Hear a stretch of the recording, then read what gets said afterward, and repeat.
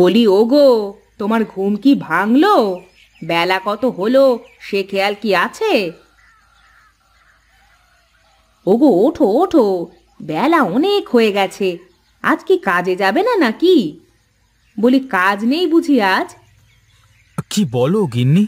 কাজ থাকবে না কেন? তাহলে যে আমি ডেকে ডেকে গলা ফাটিয়ে ফেললাম, তাও তো তোমার ওঠার কোনো লক্ষণই দেখলাম না। ওহো, রোজ রোজ দেরি করে ঘুম থেকে উঠে কাজে যেতে দেরি হয়ে যায়। সরো সরো, রেডি হয়ে নি।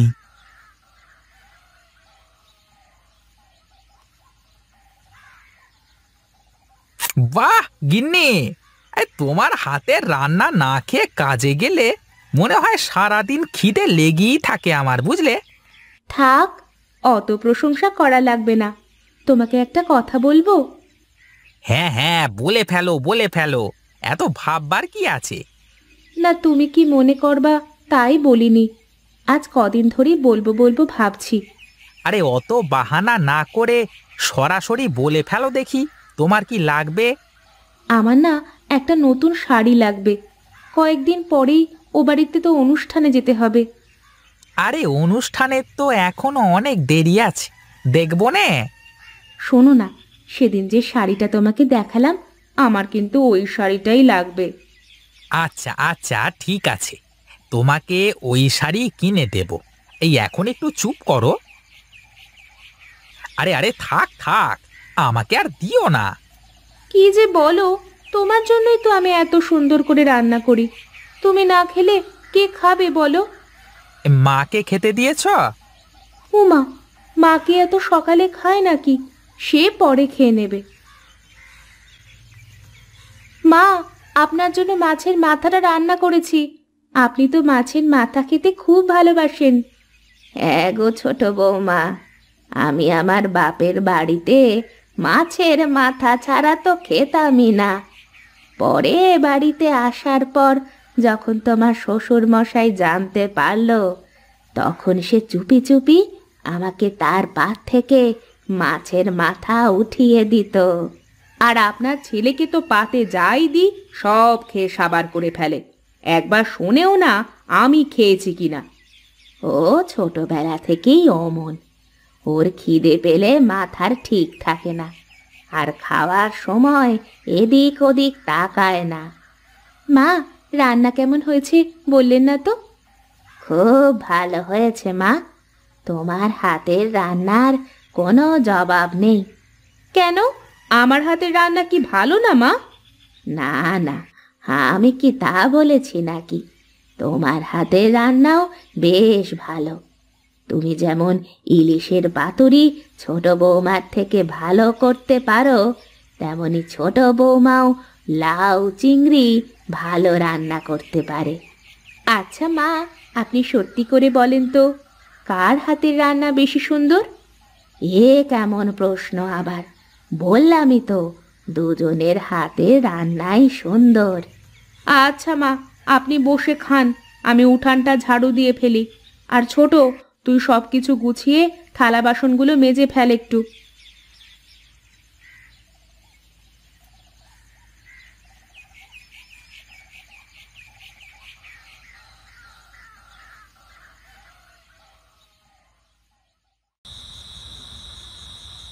কি গো, এ চুপচাপ বসে আছো কেন? মন খারাপ নাকি? আমার মন খারাপ হলেই বা কি, ভালো হলেই বা কি, তাতে কার কি যায় আসে? আহা, কি হয়েছে বলো তো? একটু থেকে একটু হলেই কেমন ছেলে পোলের মতো করে। তোমাকে বললাম আমার জন্য শাড়ি নিয়ে আসতে, তুমি শাড়িটা নিয়ে আসলে না কেন? আচ্ছা আচ্ছা, বললাম তো নিয়ে আসবো, আজই নিয়ে আসবো, এটা তো বলিনি আমি।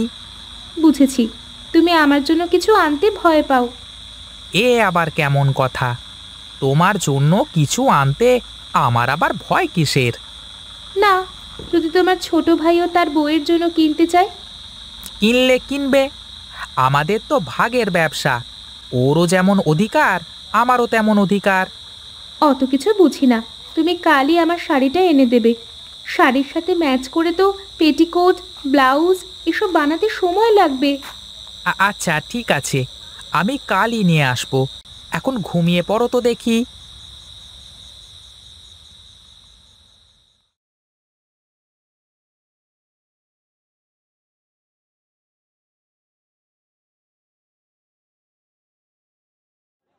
আজ ক বস্তা চাল বিক্রি হলো রে হরি? এই 50 বস্তা মতো দাদা। তা হবে কেন? এই সুশান্তকেই তো 15 বস্তা দিলাম, তাহলে এত কম হলো কিভাবে? ও আচ্ছা দাদা, হ্যাঁ আমি তো সুশান্তের নাম লিখতেই ভুলে গেছি। বেশ বেশ, ভালোই তো। এভাবে হলেই ব্যবসা লাটে উঠবে। আমি একটু বাইরে যাচ্ছি, তুই কিন্তু ভালো করে খেয়াল রাখিস সব দিকে, কেমন?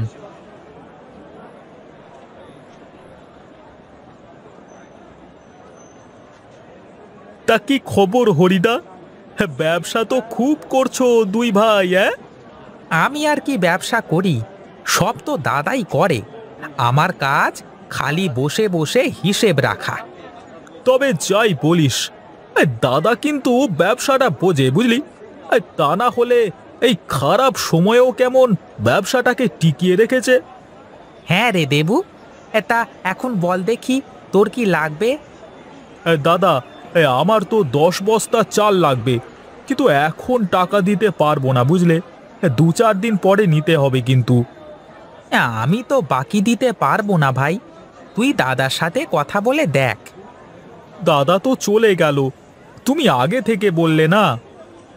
হ্যাঁ হ্যাঁ, আমি তো মানুষের মনের কথা জানতে পারি, তাই না?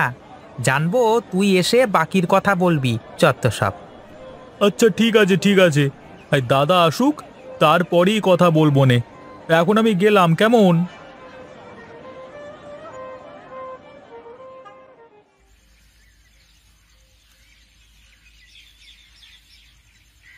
হ্যাঁ কই গো গিন্নি?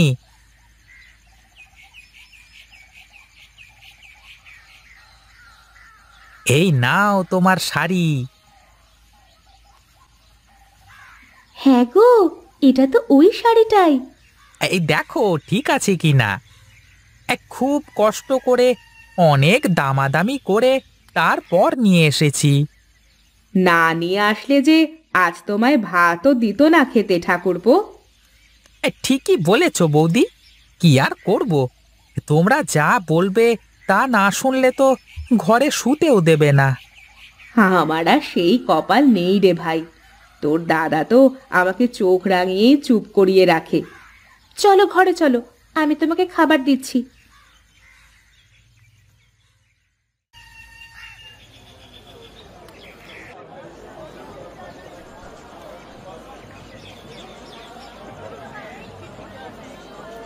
কি রে সুশান্ত, কিছু বলবি নাকি? বলছিলাম দাদা, দেবু নতুন ব্যবসা শুরু করতে চাচ্ছে, কিন্তু আপাতত ওর কাছে টাকা পয়সা কম, তাই ও কিছু চাল বাকি নিতে চাইছে। দেখ সুশান্ত, আমি তো ওইভাবে বাকি দিই নে, তুই আর কয়েকজন পরিচিত লোক ছাড়া। কিন্তু তুই যখন ওকে নিয়ে আসলি, দেখি কি করা যায়। দাদা, আমাকে 10 বস্তা চাল দাও, আমি 5 বস্তার দাম নগদ দিচ্ছি, আর বাকি 5 বস্তার দাম 2-4 দিনের মধ্যে দিয়ে দেব। আচ্ছা আচ্ছা ঠিক আছে, তাহলে টাকাটা দিয়ে চালটা বুঝে নিয়ে যা। দেখ সুশান্ত, বাকি তো দিতেই হবে ব্যবসা করতে হলে, কিন্তু সবাইকে যদি সহজে বাকি দিয়ে দিই তাহলে তো আবার সমস্যা। তুমি খুব বুদ্ধিমান দাদা, তুমি যদি হরিদার মতো লেখাপড়া জানতে। ও লেখাপড়া আমাকে দিয়ে হবে না বলেই তো বাপের সাথে ব্যবসা শিখেছি। আমার থেকে ভালো এ ব্যবসা কেউ বুঝবে না রে সুশান্ত।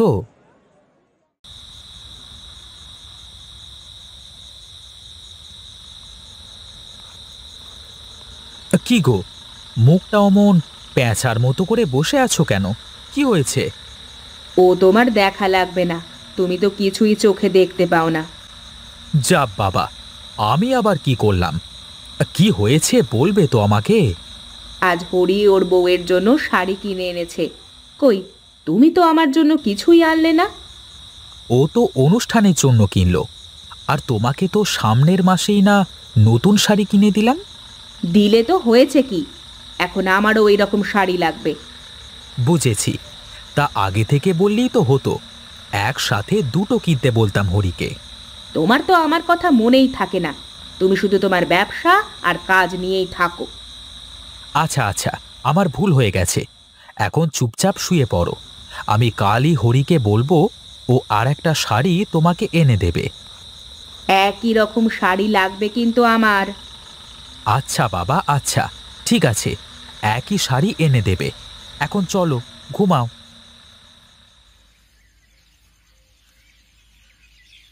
মা, বারান্দায় উঠে আসেন, খাবার খেয়ে নেন।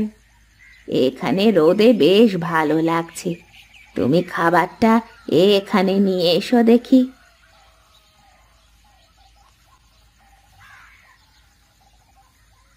নেন মা, খাওয়া শুরু করেন। এ কি, দুজনে তো একই তরকারি রান্না করেছো, তাও আবার আলু রান্না শুধু। হ্যাঁ মা, দুজনেই এক তরকারি রান্না করেছি।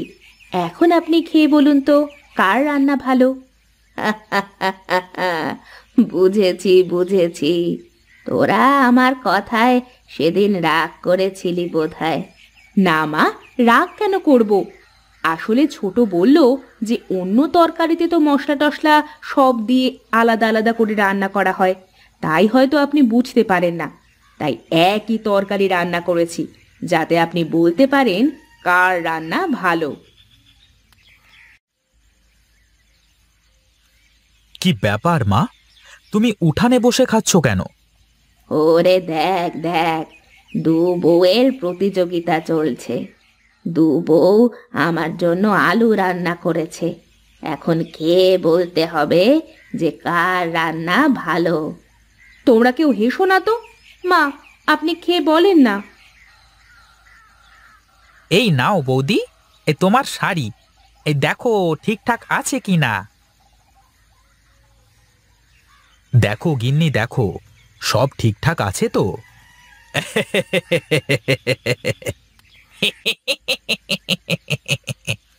হ্যাঁ গো, সব ঠিকঠাক আছে, একদম একই রকম দুটো শাড়ি। বাহ বাহ বাহ, বৌদি, তুমি আমার সাথে পাল্লা দিয়ে শাড়ি কিনলে তাহলে?